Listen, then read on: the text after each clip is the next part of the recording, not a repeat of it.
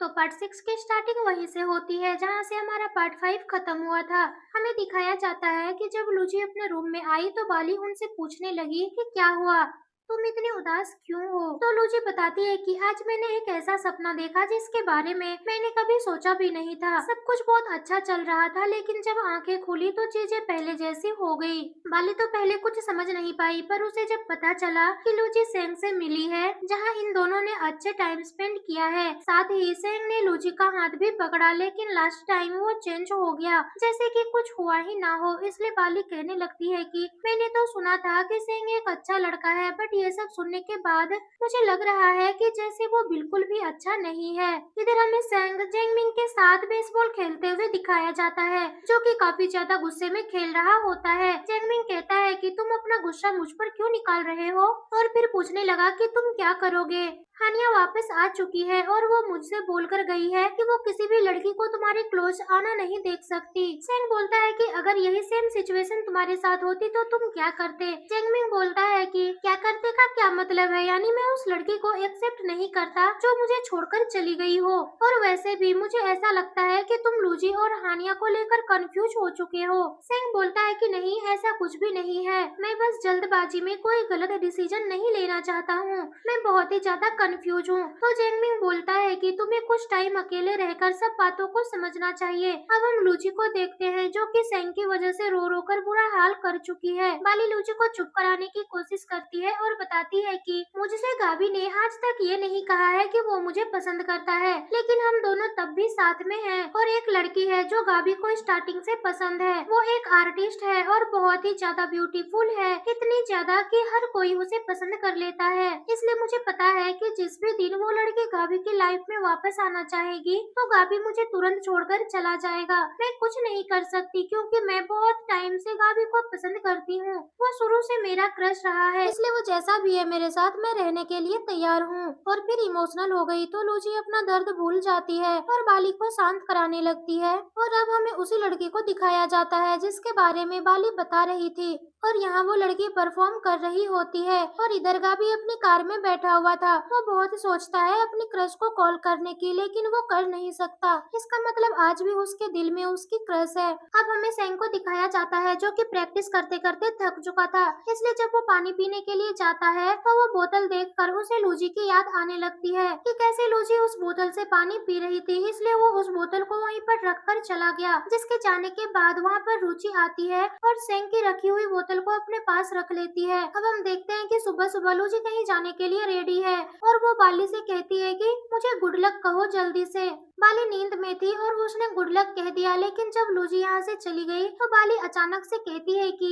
क्या कहीं लूजी आज लव कॉन्फेंस तो नहीं करने वाली है। तो ये सुनकर उसकी रूममेट साओ भी खुश होने लगी। अब दिखाया गया कि लूजी कैसे कह रही है कि आज कुछ भी हो जाए मैं सेंग को अपनी फीलिंग्स बता दूंगी, फिर चाहे जो होगा वो देखा जाएगा। दूसरी तरफ सेंग अपने डोम से बाहर आ रहा है और यहाँ उसको हानिया मिली जो कि सेंग से सॉरी करती है और बताती है कि मैंने गुस्से में ब्रेकअप कर लिया था, जिसका मुझे बहुत ही ज्यादा अफसोस है। मैं बस काफी ज्यादा सैड थी कि तुम्हारी मॉम मुझे पसंद नहीं करती, इसलिए मुझे तुम्हारी लाइफ से चले जाना चाहिए, लेकिन ये सब करने के बाद मुझे काफी ज्यादा रिग्रेट फील हो रहा है, इसलिए प्लीज सेंग वापस मुझे एक्सेप्ट कर लो। तो सेंग कोई रिप्लाई नहीं देता, बल्कि वो हानिया की बात सुने जा रहा था। अब हम लूजी को देखते हैं, वो भी सेंग के डोम के बाहर आती है सेंग से बात करने के लिए, बट जेंगमिंग बताता है कि सेंग यहाँ नहीं है, वो हानिया के साथ बाहर गया हुआ है। तो ये सुनकर लूजी काफी उदास हो जाती है। जेंगमिंग समझ जाता है कि लूजी इस बात को सुनकर उदास हुई है, इसलिए बोलता है कि तुम यहीं रुको, मैं अभी रेडी होकर आता हूँ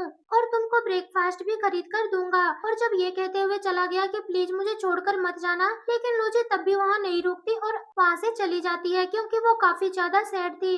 फिर जब जेंगमिंग बाहर आता है तो उसे पता चलता है कि लूजी वहाँ से जा चुकी है। अब हम देखते हैं कि लूजी अपनी क्लास में बैठकर अब भी सेंग के बारे में ही सोचकर उदास हो रही थी। तभी सेंग यहाँ पर आता है जो कि लूजी से आगे वाले सीट पर बैठ जाता है और लूजी को सैंडविच देने लगा खाने के लिए। लूजी उसे नहीं लेती, बस देखती रह जाती है, यानी कि वो सैंडविच पकड़ ही नहीं रही थी। लेकिन तभी पता चलता है कि ये सब सिर्फ लूजी की इमेजिनेशन थी, यानी कि वो सेंग नहीं बल्कि जैंगमिंग था जो लूजी को सैंडविच दे रहा था। और फिर वो लूजी के साथ बैठ जाता है, ये बताते हुए कि लूजी सैंडविच को खा ले क्योंकि ये काफी लंबी लाइन में लग कर लिए है। लूजी उसको थैंक्स करती है, लेकिन अब भी वो सेंग के बारे में ही सोचती जा रही थी। जैंगमिंग लूजी को बताता है कि वैसे ब्रेकअप के बाद आज फर्स्ट टाइम सेंग हानिया के साथ बाहर गया हुआ है। इससे पहले उसने कभी भी हानिया से कोई भी बात नहीं की थी। लूजी कहने लगती है कि छोड़ो, मुझे उन दोनों के बातों से क्या लेना, मैं ये सब बातें जानने में इंटरेस्टेड नहीं हूँ। तो जैंगमिंग हैरानी से लूजी को देखने लगता है क्योंकि उसे पता है कि ये सेंग के बारे में ही सोचकर उदास है।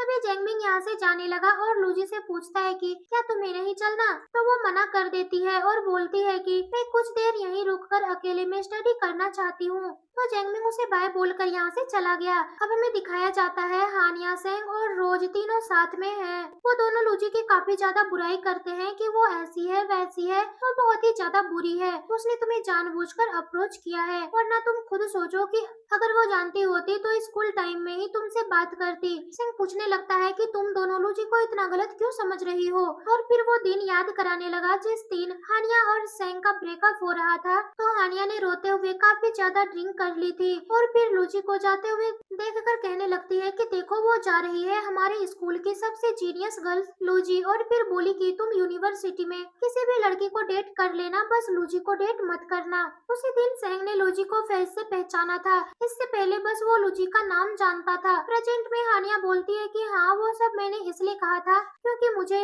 लूजी स्कूल टाइम से ही पसंद नहीं है। और ये दोनों सेंग को लूजी की डायरी का एक फोटो दिखाती है जिसमें लूजी ने लिख रखा था कि सेंग मेरी गोल है जिसकी वजह से मैं स्टडी कर पा रही हूँ। फिर रोज और हानिया उसे बताने लगती है कि लूजी का ये मतलब है कि वो हमेशा से तुमसे जलस रही है क्योंकि तुम हमेशा फर्स्ट आते थे और वो सेकंड, यानी सिर्फ तुम उसकी जिद हो जिसे पाकर वो तुम्हें हराना चाहती है, ना कि वो तुम्हें दिल से पसंद करती है। और जब तुम्हें डिस्ट्रैक्ट करके वो तुम्हें पीछे छोड़ देगी तब जाकर वो सेटिस्फाइज होगी, इसलिए तुम प्लीज लूजी की बातों में मत आओ और उससे दूर रहो। सेंग काफी कुछ सोचने लगता है कि क्या वाकई में लूजी मेरे बारे में ऐसा सोचती है कि मैं उसकी सिर्फ एक जिद हूँ। फिर हानिया और रोज को डांटने लगा कि तुम्हें किसी की सीक्रेट डायरी की फोटो नहीं लेनी चाहिए थी, तुम उसकी क्लासमेट थी, इसलिए तुम्हारा ये सब करना अच्छी बात नहीं, अभी इस फोटो को डिलीट कर दो। तो वो दोनों चुप हो जाती है। दूसरी तरफ हम लूजी को देखते हैं जो कि अभी भी सेंग के बारे में सोच रही है कि उसने पार्क के बाद मुझे बिल्कुल भी मैसेज नहीं किया। बाली लूजी से कुछ पूछ रही होती है पर वो कोई जवाब नहीं देती, तो बाली बोलती है कि आखिर तुम कब तक मोबाइल को देखती रहोगी, डायरेक्ट सेंग से बात क्यों नहीं कर लेती। और फिर वो लूजी के फोन से सेंग को कॉल करने लगती है, लेकिन लूजी उसको रोक लेती है और बोलती है कि मैंने 15 साल तक सेंग का वेट किया है, इसलिए मैं आराम से कुछ दिन और रुककर उसका वेट कर सकती हूँ। दूसरी तरफ हम सेंग को देखते हैं जो कि वो भी लूजी के बारे में सोच कर परेशान हो रहा है कि क्या वाकई में लूजी बस मुझसे इसलिए दोस्ती कर रही थी ताकि अपना गोल कंप्लीट कर सके। वो परेशान हो चुका है ये सोच कर कि क्या वाकई में हानिया जो बात बता रही थी लूजी के बारे में क्या वो सब सच है या फिर नहीं। फिर हम देखते हैं कि बाली और लूजी दोनों कैंटीन में आई हुई है। तभी वो टेबल को देखकर रुक जाती है और बाली बोलती है कि देखो कोई तुम्हारी तरह 3 चॉपस्टिक से खाना खा रहा था। तो लूजी बताती है कि ये सेंग था, मैंने फिर से आने में देरी कर दी, अगर थोड़ी देर पहले आती तो मैं सेंग से मिल पाती।